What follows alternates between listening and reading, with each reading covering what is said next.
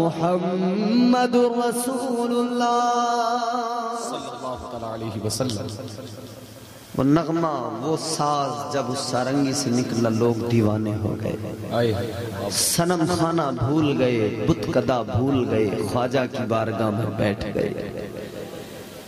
پھر جب خواجہ نے جب وہ اس کو بند کیا تو کہنے لگے اور بجاؤ۔ غریب نواز سرکار نے فرمایا اور سننا ہے تو کل آنا۔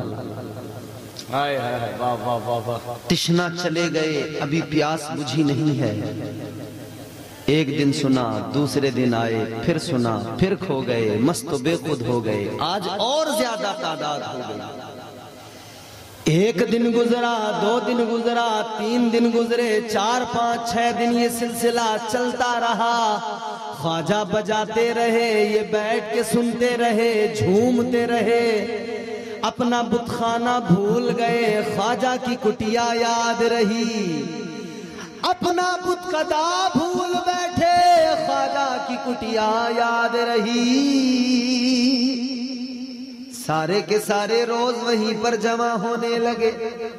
ایک دن پھر سرکار غریب نواز نے دیکھ لیا کہ اب ان کو اس کے بغیر سکون نہیں آئے گا، اب ان کے دل کو اس کے بغیر چین نہیں ملے گا، اس کے بغیر انہیں آرام نہیں آئے گا۔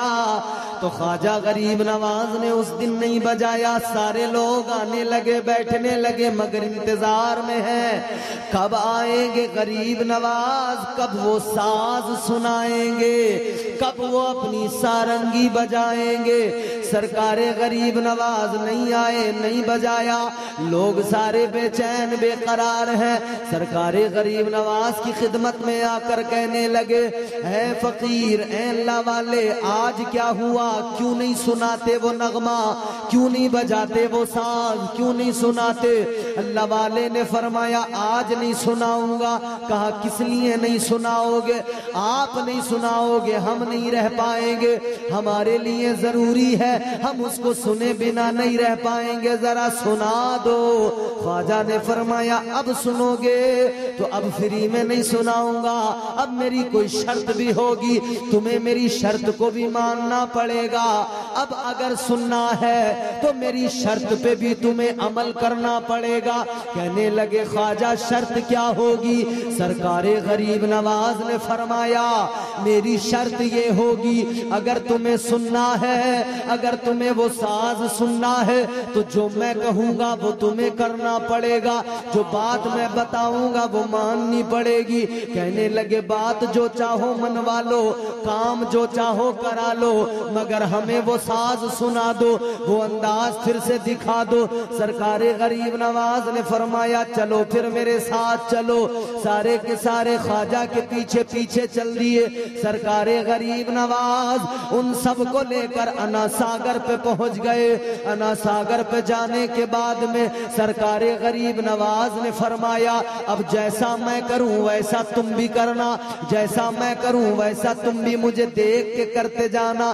سرکار غریب نواز نے انا ساگر کا پانی ہاتھوں میں لیا، ہاتھ دھوئے، وضو شروع کر دیا، وضو کرنے لگے۔ یہ بھی سارے بیٹھ گئے، انہوں نے بھی خواجہ کو دیکھا، یہ بھی ویسے ہی کرنے لگے۔ خواجہ کو دیکھ دیکھ کے وضو تو کر لیا۔ اب انا ساگر سے اٹھے، میدان میں سرکار غریب نواز نے کھڑا کر دیا، فرمایا لائن لگا کے کھڑے ہو جاؤ، ایک سیدھی صف بنا کے قطار میں کھڑے ہو جاؤ۔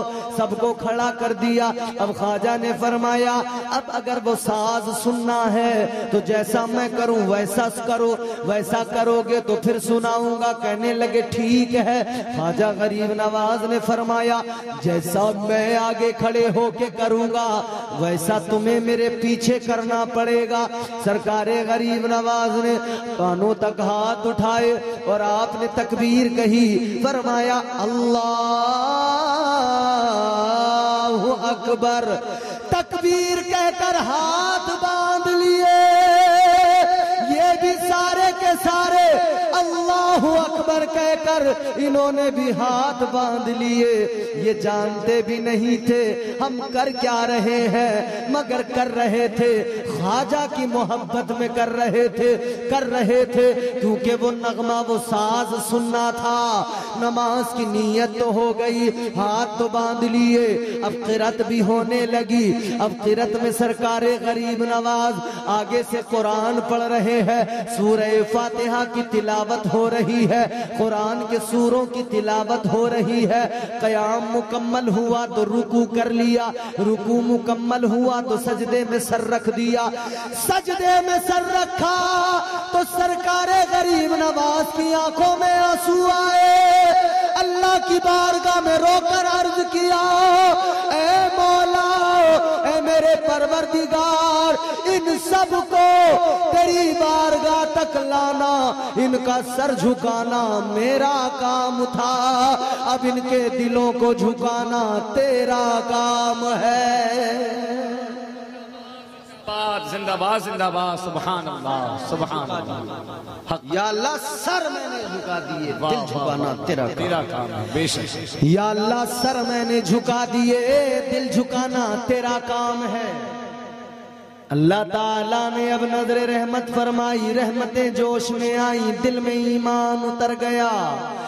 पहला सजदा मुकम्मल हुआ, दूसरा किया, नमाज जब मुकम्मल हुई तो कहने लगे, ऐ बाबा, ऐ गरीब नवाज, आज वो साज बैठ कर न सुनाना, आज जो ये तुमने हमसे सजदा कराया है, इसी सजदे में जी चाहता है हमारा सर रखा हो और आप हमें वो साज सुना दे। ख्वाजा ने कहा, अब साज सिर्फ सुनाना नहीं है, अब तुमको भी पढ़ाना है, मैं पढ़ाऊंगा तुम पढ़ो। फिर ख्वाजा ने पढ़ाया, पढ़ो ला इलाहा इल्लल्लाह मुहम्मदुर रसूलुल्लाह। इस्लाम लाना, इस्लाम हिंदुस्तान में पहुंचाना, ये ख्वाजा गरीब नवाज का काम है, अताए रसूल का काम। इन औलिया ने सारी जिंदगी मुस्तफा की तालीमात को आम किया है। क्या सबब है? किसी का आस्ताना जंगल में, पहाड़ों में, किसी का आस्ताना समंदर में, किसी का आस्ताना समंदर के करीब, किसी का आस्ताना कहीं, किसी का आस्ताना कहीं। ये आस्ताने बता रहे हैं, ऐ इंसानों, ये दुनिया का निज़ाम ये अल्लाह के वली संभाले हुए हैं, जिन्हें अल्लाह ने मकाम कुतुबियत भी जिनमें से चुनकर अता किया है। ये हर इलाके में होते हैं, उस इलाके के निज़ाम को संभालते हैं। ये समंदर के अंदर होते हैं तो समंदर की मौजों को, समंदर की मौजें काबू में रहती हैं।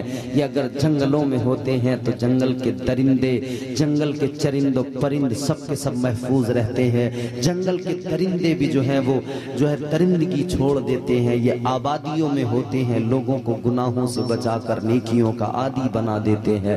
ये जिधर जाते हैं अल्लाह ताला की मोहब्बत बांटते चले जाते हैं। ये जिधर जाते हैं हुजूर का प्यार बांटते चले जाते हैं। ये जिधर भी जाते हैं अल्लाह रसूल की मोहब्बतें बांटते हैं। लोगों की पेशानियां रब के हुजूर झुकवा देते हैं। ये जिधर भी जाते हैं इस्लाम के लिए जिंदा रहते हैं, इस्लाम के लिए दुनिया से रुखसत होते हैं, इस्लाम के लिए दुनिया में रहते हैं। और वलियों से इतना बड़ा फायदा, खुदा की कसम, वली जमीन के ऊपर हो तब भी फायदा पहुंचाता है, वली जमीन के अंदर चला जाए तब भी फायदा पहुंचाया करता है। सुभान अल्लाह सुभान अल्लाह। जमीन के ऊपर भी फायदा, जमीन के अंदर भी फायदा पहुंचाता है। ये वली की शान है, ये वली का मकाम है। हजरत बायजीद बुस्तामी रहमतुल्लाह अलैह, आपको जब आपका इंतकाल हुआ ना, आपको जब कब्र में उतारा गया, जब आपका जनाजा रख दिया गया, कब्र में आपको उतार दिया गया, मिट्टी डाल दी गई, फिर जो पहली रात थी ना, उस दौर में लोग कफन चुराया करते थे, कफन चुरा के बेचते थे। कफन चोर आया, उसने कब्र के मिट्टी को हटा के तख्ते हटाए, अंदर कफन चुराने के लिए उस कफन चोर ने हाथ डाला। हजरत बायजीद बुस्तामी ने फरमाया, क्या ये मुनासिब है एक जन्नती का कफन चुराने आ जाए? واہ واہ واہ واہ واہ. کفن چور نے ہاتھ بڑھایا کفن چرانے کے لیے، مگر اللہ والے نے فرمایا ایک جنتی ہو کر جنتی کا کفن چرانے آیا ہے. گھبرا گیا، ڈر گیا، کہتا حضور میں جنتی، میں تو چور ہوں، کفن چراتا ہوں، ساری زندگی میں میری اسی میں گزر رہی ہے، ساری زندگی کفن چراتے چراتے گزر رہی ہے، میں کیسے جنتی ہو گیا؟ آپ نے فرمایا سن لے، تو جنتی اس لیے ہو گیا کیونکہ تو میرے جنازے میں شریک ہوا تھا، اور یاد رکھ لے جتنوں نے بھی میرا جنازہ پڑھا ہے اللہ نے ان سب کے گناہوں کو معاف کر کے جنتی بنا دیا. ولی زمین پہ ہو تب بھی فائدہ پہنچاتا ہے، زمین کے اندر چلا جائے تب بھی فائدہ پہنچایا کرتا ہے. ولیوں سے پیار کرو، ولیوں سے محبت کرو، ان کے درباروں سے اللہ کی محبت ملتی ہے، ان کے درباروں سے حضور کا پیار ملتا ہے. اللہ تعالی ہم سب کو نیک اعمال کی توفیق عطا فرمائے. پروردگار ہمیں کہنے سننے سے زیادہ عمل کی اور ایسی عمل کی توفیق عطا کرے کہ ہم زندگی بھر گناہوں کی طرف کبھی توجہ نہ کریں، کبھی رغبت نہ کریں. اللہ اس محفل کو قبول فرمائے. سلامت رہیں آپ حضرات، شاد آباد رہیں. پروردگار ہم سب کی شرکت کو قبول کرے. استغفر اللہ ربی من کل ذنب واتوب الیہ. کلمہ شریف پڑھے لا الہ الا اللہ محمد رسول اللہ صلی اللہ علیہ وسلم وما علینا الا البلاغ. السلام علیکم ورحمۃ اللہ.